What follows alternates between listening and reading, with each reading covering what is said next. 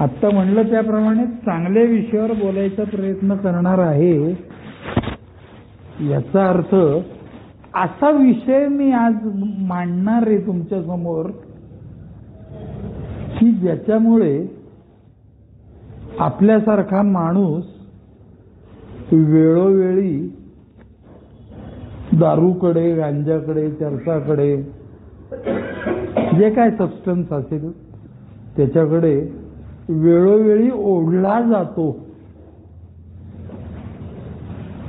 Otherwise आपल्याला काय कळत नाही का आपण दारू पिऊ नये, आपण चांगली मुलं, चांगली माणसं.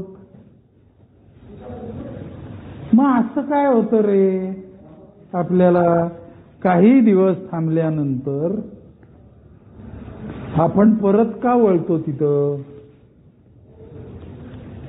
तर त्याचं खरं कारण म्हणजे अनेक कारणं असतात.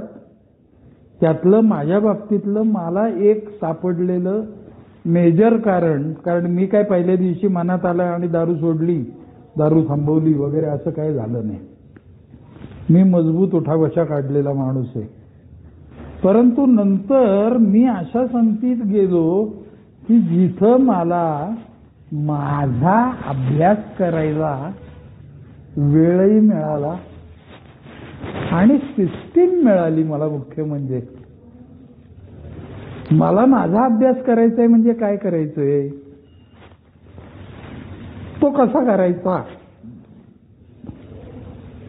तो का करायचा, तो कधीपर्यंत करायचा, तो नाही केला तर काय होईल, या सगळ्या प्रश्नांची उत्तरं मला तिथं मिळाली. आणि ती जागा म्हणजे अल्कोहोलिक्स अनॉनिमसची मीटिंग. तर मला असं लक्षात आलं की माझ्या मनामध्ये अनेक प्रकारच्या गिल्ट होत्या. गिल्टला मराठीत म्हणतात काय, कोण सांगेल रे? अपराधीपणाची भावना, दोषीपणाची भावना. मला सातत्याने वेळोवेळी असं वाटत असे की मी फार मोठ्या आयुष्यात चुका केलेल्या आहेत आणि आता मी त्यातनं कधीच बाहेर पडणार नाही. म्हणजे ते पैशाच्या चोऱ्या केल्या आणि दागिने विकले तसलं नाही बोलत आहे मी. मला उगीच असं वाटत होतं, अर्थात तेव्हा मला कळत नव्हतं ते उगीच होतं हे, पण मला असं वाटत होतं की मी माझ्या घरच्यांवर खरोखरच फारच अन्याय केलेला आहे. अन्याय केलेला आहे, फारच केलेला आहे, खरोखरच केलेला आहे. हे सगळं खरं आहे. मी त्यांच्या अपेक्षा पूर्ण करणं तर सोडाच, पण वेळोवेळी माझ्या घरच्यांना फसवलेलं आहे आणि मी त्यांच्या आयुष्यातला इतका वेळ घालवलेला आहे, माझाही आयुष्यातला वेळ गेलेला आहे. आणि त्यामुळे मला घरात वावरत असताना सुद्धा एक तर म्याव म्हणून वागायचो किंवा ख्याव म्हणून वागायचो. म्हणजे आता मी काहीतरी हे बोलणार माझ्या पूर्वायुष्यातील चुकीबद्दल, हे मला साधारण अंदाज आल्यावर त्यांनी काही बोलू नये म्हणून मी ख्याव करायचो, अंगावर जायचो त्यांच्या वसकून. और अदरवाईज मला इतका गिल्ट वाटायचा की मी त्यातनं बाहेरच येत नव्हतो. काय राहो बाबा, काय चाललंय माझ्या आयुष्यात, काही समजतच नाहीये. मी किती बिचारा, काय वेळ आली आहे रे माझ्यावर, असलेच विचार त्याच्या आईला माझ्या मनामध्ये. ह्या गिल्ट मधनं मी बाहेर येत नव्हतो. आणि हे सगळं जसजसं मी त्या मीटिंगला जात राहिलो तसं त्या गिल्टमधनं मला बाहेर पडण्याचा मार्ग दिसायला लागला. त्या मार्गाने मी चालायला लागलो आणि आजच्या तारखेला मला जीवनामध्ये मी 25 वर्षापूर्वी जी काय झकमारी केलेली आहे त्याचं मला वाईट वाटतं, पण गिल्ट वाटत नाही. वाईट वाटलंच पाहिजे. येडा आहे का तू, रात गई बात गई, असं नसतं ते. पण आपल्याला आता केलेल्या चुकांचं परिमार्जन करायला परमेश्वरांनी आजचा दिवस दिलेला आहे.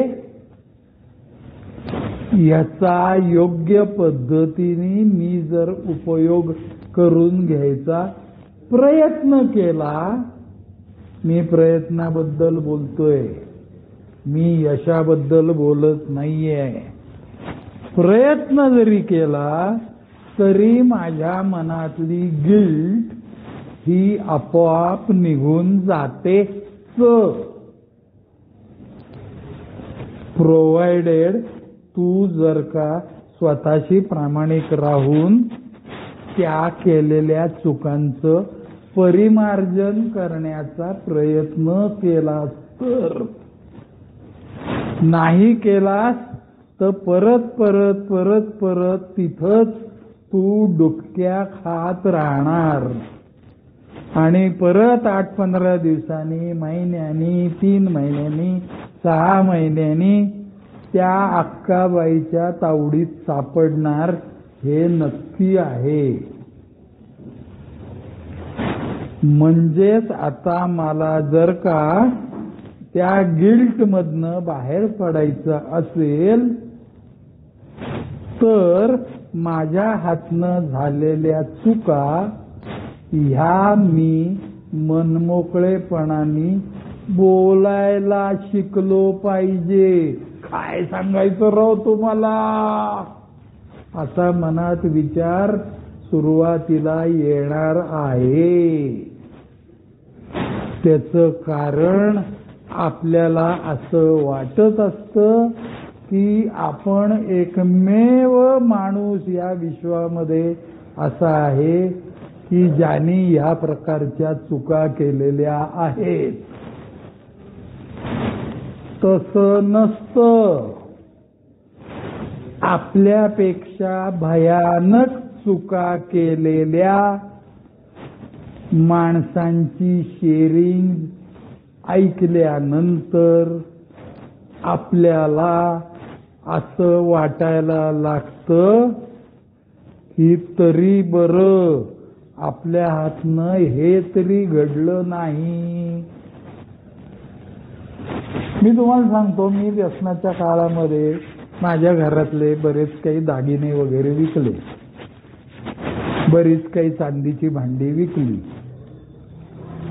मी कायम खोटच बोलायचो. राईट फ्रॉम आलोच असं म्हणण्यापासनं दुपारी 1 वाजता किंवा 11:30 वाजता गेलेला घरातला मुलगा म्हणजे कर्ता पुरुष दुसऱ्या दिवशी दूधवाल्याच्या पाठोपाठ येतो. म्हणजे इतका वेळ मी माझ्या घरच्यांना वाट बघायला लावलेली आहे. आणि काळ गेला याच्यामध्ये. बरं असं 1-2दा नाही झालेलं, 10 नाही 100 वेळा झाले. म्हणजे माझ्या घरच्यांना मी इतक्या वेळाला माझी वाट बघायला लावलेली आहे. आणि दरवेळी माझी बायको काय म्हणायची मला, तुमचा मुलगा जेव्हा असं करेल ना तेव्हा तुम्हाला ते कळेल. परंतु तेव्हा हे वाक्य माझ्या कानावर जेव्हा पडायचं तेव्हा मला फार दाट होते. कारण मला असं वाटायचं माझा मुलगा असा निघणारच नाही. सुदैवाने निघाला नाहीये. त्याचं कारण त्याच्या बापानी त्याला पहिल्यापासनं कसे वागू नये हेच शिकवलंय. बेवड्यांची मुलं नेहमी चांगलीच निघतात. त्याचं खरं कारण असं आहे की आपण केलेले संस्कार, कसे वागू नये याचं, नाही का. आणि त्याला आईला म्हणा, बहीण भावंडांना म्हणा, धरून ठेवायची झालेली बुद्धी, त्यामुळे आपली मुलं चांगली निघतात असं सांगतोय मी तुम्हाला. आणि मला काय वाटतं, त्याला काय झाले, माझा काय मुलगा असा निघणार नाही. कशावरनं रे, तू काय नशीब लिहिलं का त्याचं? मला कळतच नव्हतं, मला काहीही कळत नव्हतं. मला त्या संस्थेत गेल्यावर पहिल्यांदा कळायला लागलं मला काही कळत नाहीये. मग मी रिसेप्टिव्ह झालो आणि मग इतरांची शेअरिंग मन उघडं ठेवून, कान उघडं ठेवून ऐकायला लागलो. आणि माझ्या असं लक्षात आलं की मला जे असं गिल्ट वाटतंय ना, ते गिल्ट वाटू नये यासाठी उपचार आहेत. काय उपचार आहेत रे? नंबर 1 म्हणजे झालेल्या चुका फक्त आजचा दिवस न करणे. आता मी त्या चुका करत नाहीये ह्याचा अभिमान न वाटणे. मग आता काय पितोय का मी, आता काय मी पितोय का, याला दात येणं असं म्हणतात. दारू प्यायचीच नसते, अरे गांजा ओढायचाच नसतो, काहीतरी काय बोलतो. नाही, माझी बहीण पण धंदा करत नाही बरं का, जातो काय सांगायला बाजारात, धंदा करायचाच नसतो. हे कसं नाही रे जात सांगायला. तसं हल्ली मी दारू पित नाही, हे याचं काय अभिमान वाटायचं काय कारण नाही. मग आता काय करायचं, दारू न पिता मिळालेल्या दिवसाचा गिल्ट मधनं बाहेर पडायला उपयोग करून घ्यायचा. म्हणजे काय करायचं, तर मनमोकळेपणाने बोलायला सुरुवात करायची. तिथं खऱ्या अर्थाने हा 12 स्टेपचा प्रोग्राम उपयोगी पडतो असा माझा अनुभव आहे. सगळ्यात अगोदर मला हतबलता मान्य करता आली पाहिजे. अस्ताव्यस्तता कोणकोणत्या बाबतीत आहे ते शोधत राहिलं पाहिजे. परमेश्वराच्या अस्तित्वाची जाणीव झाली पाहिजे. तत्पूर्वी मला मदतीची जरूर आहे हे कळलं पाहिजे. त्याच्यानंतर इन्व्हेंटरी म्हणजे काय हे कळलं पाहिजे. त्याच्यानंतर अशा अनेक गोष्टी आपल्या हातनं जखमारी झालेली असते की ज्या समाजासमोर सांगायला आपल्याला लाज वाटते. त्यासाठी मला स्पॉन्सर घेतला पाहिजे. त्याच्यापाशी अशा गिल्ट मधनं बाहेर येण्यासाठी असलेल्या सगळ्या गोष्टी अत्यंत मनमोकळेपणाने बोलल्या गेल्या पाहिजेत. त्या बोलल्या जात असताना तुझे शब्द आणि स्वर हे कुठेही केलेल्या चुकांचं समर्थन केल्यासारखं नकोय.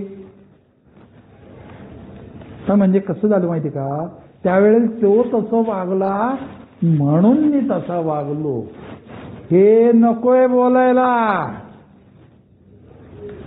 तुला गिल्ट जायला पाहिजे ना, मग तू तुझं समर्थन करू नको. माझं चुकलं, म्याव, मोठ्या आवाजात म्याव. काय चुकलं लिही कागदावर. हो म्हणजे आता मी कसं पण म्हणजे ना लिही म्हणल्यावर लिहायचं. मला माझा स्पॉन्सर लय भारी भेटला. तो फार झोडपायचा मला. सुरुवातीच्या काळात मी ऐकायचो नाही तर. तो म्हणला खाली बस म्हटलं की बसायचं, उठ म्हटलं की उठायचं. अहो पण तुम्ही रागवताय कशाला? तुला नीट सांगून समजत नाही. आता कुंकवाचा धनीच ना तो स्पॉन्सर म्हणजे. नाही पण म्हणजे तुम्ही जरा मला चांगल्या पद्धतीने सांगा ना वगैरे असलं काहीतरी एकदा मी त्यांना शिकवायला गेलो. त्याने काय वापरला शब्द माहितीये? ते आता एकदा बॉल्यावर चढलंय ना आता बाजेवर यायला नाही म्हणायचं नाही. अगं आयो आयो आयो आयो आयो, नरमच झाला पाहिजे मायासारखा माणूस. आणि मी नरम झालो तरच मी व्यसनमुक्त राहू शकतो. आर अदरवाईज माझ्या जीला डी असतात ते जायला फार वेळ लागतो. त्यासाठी मला इन्व्हेंटरी घेतली पाहिजे, त्यासाठी मला 5वी पायरी घेतली पाहिजे, त्यासाठी मला 8व्या पायरीमध्ये लोकांची क्षमा मागितली पाहिजे, माफी मागितली पाहिजे. ती मागत असताना स्पॉन्सरचं मार्गदर्शन असणं फार आवश्यक आहे. नाही मी आता त्यांना जाऊन भेटतो आणि सांगतो ना मी चुकलो. अरे नुसतं चुकलो म्हणून होत नाही ते. तुला गिल्ट मधनं बाहेर यायचंय ना. पुढच्या वेळेला तो माणूस समोर आला तर परत त्याच्याशी काहीच झालं नाही असं करून नाही बोलता येणार आहे आपल्याला. पण बोलता तर आलंच पाहिजे कारण मला समाजाची जरूर आहे. नाही नाही तो नसला म्हणून काय झालं. This is what is basic reason of guilt. तो नसला म्हणून काय झालं हा विचारच मुळी चुकीचा आहे. मी क्षमा मागण्याचं माझं काम करणार आहे. क्षमा करायची की नाही तो त्यांचा प्रश्न आहे. याचं भान ठेवून मी क्षमा मागायची आहे तरच मी त्या आयुष्यभराच्या गिल्टमध्ये असलेला रुतलेला फसलेला कधीतरी बाहेर पडण्याची शक्यता निर्माण होते. अदरवाईज मला त्याला काय झालंय हीच वृत्ती. अरे त्याला काय झालंय हे सारखं तुला वाटतं ना त्याच्यामुळेच हे सगळं झालेलं आहे. चेचला लेखा मला धरून माझ्या स्पॉन्सरनी. मला माझ्या स्पॉन्सरनी चेपला नाही चेचला. आणि मग मला कळायला लागलं की असं जर वागलो तरच मी या समाजामध्ये आवश्यक तिथे 60 मानेनी जगायला सुरुवात करीन. आणि आता 60 मानेनी जगणं हे खूप महत्वाचं असतं. कारण मी मान खाली घालून जगायला लागलो ना की मलाच वाटायला लागतं माझ्याकडे कोणी बघत नाहीये. माझ्याकडे कोणी बघत नाहीये म्हणजे आता मी कसंही वागलं तरी चालते. मी समोरच्याशी बोलताना नेहमीच डोळ्यात डोळे घालून बोलतो. का बोलतो? का बोलतो? माझ्या वागण्या बोलण्यात खोट नसते. हेच मला गिल्ट जर असेल ना, तर मी समोरच्याच्या नजरेला नजर देऊन बोलू शकत नाही. या आईला माझं कुठलं तरी काहीतरी लफडं त्याला कळलं तर नसेल ना, असंच मनात येतो. आता कित्येक वर्षात मी खोटं नाही बोललेलो, म्हणून काय मी काय गावभर सांगायला जातो का मी खोटं बोलत नाही, मी खोटं बोलत नाही. खोटं बोलायचंच नसतं. आणि का बोलत नाही म्हणजे का नाही बोलत? तू एकदा बोलला की पुढे 10 वेळा बोलणार. आणि आता तू खोटं बोलत नाही म्हणजे तुझ्यावर वेळ येत नाही खोटं बोलायची, म्हणून तू बोलत नाहीये. मग असंच जगायचं का? हो, असंच जगायचं असतं. असंच जगत असलेले सरळ मार्गाने चालणारे शेकडो नाही, हजारो नाही, कित्येक हजार लोक मला त्या अल्कोहोलिक्स अनॉनिमस मध्ये प्लेन लाईफ जगताना बघायला, ऐकायला आणि वाचायला मिळाले. आणि मी त्या संगतीमध्ये जात राहिल्यामुळे या 25 तारखेला आता 25 वर्ष होतील मला. नुसती दारू थांबली असं नाही झालेलं. आज माझ्या घरातलं वातावरण शांत आहे. आज माझ्यावर, माझ्या बायकोचा आणि मुलाचा आणि माझा त्या दोघांवरही 100% विश्वास आहे. 100% विश्वासचा अर्थ काय? आता हे चोऱ्या करत नाहीत एवढ्या पुरता विश्वास नाही. आता हे जिथं जात आहेत तिथं नेहमीच सांगून जातात आणि तिथंच गेलेले असतात. आता यांची बाहेर कुठं काही लफडी नाही आहेत. आता यांच्याकडे कुठल्याही सावकाराचा फोन येत नाही. आता घरातले दागिने कमी होत नाहीत. आता हे रात्री शांतचित्ताने झोपतात आणि आम्हालाही झोपू देतात. आता त्यांच्या मनाला एक प्रकारची शांतता लाभलेली आहे.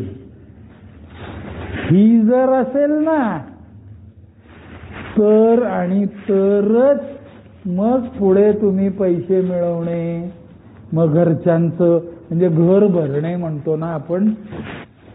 पण नुसते पैसे देऊन काय घरचे लोक आनंदी होत नाहीत. ते बाजारातले नुसते पैसे देऊन आनंदी होणारे. आपल्याला माणसं ओळखता नाही आली रे, म्हणून आपण आपल्यावर ज्यांनी विश्वास टाकला ना त्यांचा प्रत्येक वेळेला विश्वासघात करत राहिलो. कारण ज्याचा विश्वास आहे ना माझ्यावर त्याचा विश्वासघात करणं सगळ्यात सोपं ते ज्या आईला. बरोबर ना रे? आता ह्या भागवतचा माझ्यावर विश्वास नाहीये, मग मी कशाला जातोय त्याचा विश्वासघात करायला? मी काय केलं? मी लोकांच्या चांगुलपणाचा गैरफायदा घेतला. त्यामुळे मला गिल्ट वाटायची. मग त्यातनं बाहेर पडायला काय? तर मी त्यांच्या समोर जाऊन उभं राहिलं पाहिजे. तो खरंच एवढा तुझ्या जवळचा आहे ना? हो ना, पण आता आहे की नाही माहित नाही. तुला काय वाटतंय? तुझ्या तो जवळचा आहे का? हा, मला आहे तो जवळचा. नाही, पण त्याला वाटतं की नाही माहित नाही ना. त्याचं मरू दे, तुला वाटतं ना? हो, जा त्याच्या समोर, हात जोड. हात जोड म्हणजे हात जोड. नाही, पण मी बोलतो थोबाडीत मारीन म्हणले. मी बोलतो ना, बोलणं खोटं येते. हात जोड म्हणल्यावर हात जोडायचे. मला माझ्या स्पॉन्सरने हात जोडून अनेकांची माफी मागायला लावलेली आहे आणि मी मागितलेली आहे. सुरुवातीला त्यांना वाटलं हे नाटकी आहे, तेही त्यांनी मला सांगितलं होतं. त्यांना वाटणार तू नाटक करतोय, हे वाटू दे. हात जोडायचे, त्याच्या नजरेत नजर घालायची आणि त्याला सांगायचं मी तुमची किंवा तुझी काय असेल ते मी माफी मागायला आलेलो आहे. मागच्या वेळेला माझ्या हातनं असं असं तुला फसवलं गेलं. मी तुझ्या चांगुलपणाचा असा असा फायदा, तारीख वेळ साल सांगायची जरूर नाही. मनापासनं बोललेलं समोरच्याला कळतच. ते तुझ्यापेक्षा शाणे असतात. तू मूर्ख म्हणून गैरफायदा घेतला त्याचा. विषय गिल्ट मधनं बाहेर येण्याचा चाललेला आहे. हात जोडून त्याच्या समोर उभं राहायचं, नजरेत नजर घालून मनापासनं माफी मागायची. छापील शब्दात, ठशीव शब्दात, भाषणबाजीच्या स्वरात अजिबात नाही. बोलणं हा आपला प्रॉब्लेमच नाहीये, वागणं हा प्रॉब्लेम आहे. हे लक्षात ठेवून त्याची माफी मागायची रे. आणि अशी माफी मागितल्यावर त्या गिल्ट मधनं तुला बाहेर पडायला वाव मिळतो, मार्ग मिळतो. एवढं करून सुद्धा त्यांनी माफी करायची की नाही तो त्याचा प्रश्न आहे. त्यांनी माफ केलं नाही म्हणून तू गिल्ट मध्ये राहायची जरूर नाही. आपण आपलं माफ प्रामाणिकपणे टाकायची. कोणाशी प्रामाणिक राहून? स्वतःशी. हा सगळा खेळ स्वतःशी प्रामाणिक असण्याचा चाललाय.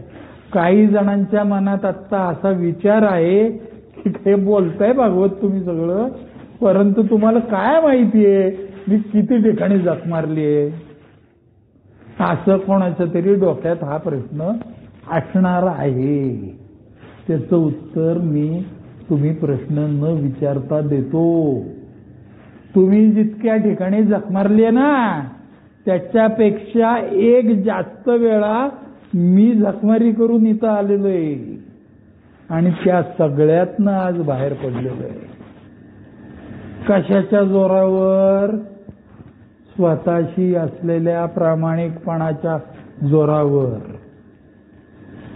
नेहमी लक्षात ठेवा मित्रांनो, गिल्ट ही गोष्ट अशी आहे की जी आपल्याला वेळोवेळी त्या दारूकडे, गांजाकडे, चरसाकडे तोंड चुकवणे हे सगळं सुरू होतं. मग त्यातनं आणि मग परत माणूस एकटा पडतो आणि एकटा पडला की परत त्याची शिकार होते. नाही आता शिकार होऊ द्यायची नसेल तर गिल्ट मध्ये न जगणे हाच उपाय आहे. कित्येक लोकांची माफी मागण्यात काही अर्थ नसतो. कित्येक लोक वारलेले असतात, परंतु वारलेल्या माणसाची माफी कशी मागणार? मेलेल्या माणसाची. स्पॉन्सर पाशी जाऊन बोलायचं की नाही होते आता या जगात नाहीयेत पण मी काय करू, मला खूप वाईट वाटतंय. मग स्पॉन्सर सांगतो जा तू बेट्या तुझ्या देवापाशी उभा राहा आणि देवाला सांग की तेवढा माझा माफीनामा त्या आत्म्यापर्यंत पोचव. It works. आत्मा अमर आहे, माणूस अमर नाही. आपला विषय स्वतः माफी मागण्याबद्दल चाललेला आहे. आणि ते केल्यावर लगेच तो आत्मा तिथं येऊन तुम्हाला शाब्बास म्हणतो वगैरे असलं काही होत नाही. पण आपल्याला मात्र त्या गिल्टमधनं मुक्तता मिळते असा माझा अनुभव आहे. आणि एकदा आपण व्यसनमुक्त जगायला लागलो, लांडायला वाड्या करणं बंद होतं. म्हणजे संगतच काम करते ना. नुसतं व्यसनमुक्त राहून लांड्या लबाड्या थांबत नाही. आपल्यासारखा माणूस दारू न पिता, गांजा न ओढता अधिक सावधपणे अधिक वाईट वागत असतो. म्हणून आता मला योग्य संगतीमध्ये राहणं एवढा एकच उपाय राहिलेला असतो. आणि म्हणून मी त्या अल्कोहोलिक्स अनॉनिमसच्या संगतीत जातो. तिथं शेअरिंग्ज ऐकतो. त्या शेअरिंग्ज मधनं मी विचार करतो की असे वागलो नाही, हे फार बरं झालं. मी परमेश्वराचा आभारी का आहे? मी आज सकाळपासून दारू प्यायलो नाही, तेवढ्यापुरतं नाहीये. इतक्या खालपर्यंत गेलो नव्हतो मी. So I should be grateful to my god. आणि गेलो असेल त्याच्यापेक्षा तर आपल्याला जाणीव झाली पाहिजे आपण किती वाईट वागू शकतो. इतकं सोपं नाहीये ते. प्रोसिजर आहे, त्याला प्रोसेस आहे ती. हे झालं माझं बोलणं गिल्ट मधनं बाहेर पडण्यासाठी. सगळ्यात सोपा मार्ग स्वतःशी प्रामाणिक राहणे. ते राहण्यासाठी जे लोक स्वतःशी प्रामाणिक आहेत त्यांच्यात वावरणे. शूरांचे पोवाडे शूरांनीच गावे आणि शूरांनीच ऐकावे. तसं चांगलं वागण्यासाठी चांगलं वागणाऱ्यांनीच त्यांच्या गोष्टी सांगाव्यात. आणि ज्यांना आता याच्या पुढे चांगलं वागायची इच्छा आहे त्यांनीच त्या ऐकाव्यात. ठीक आहे, आता मी या ठिकाणी थांबतो. मीटिंग संपायला अजून 10 मिनिटं आहेत. कोणाला काही प्रश्न असतील तर विचारा. कोणाला काहीही ॲडिशनल बोलायचं असेल तरी सांगा.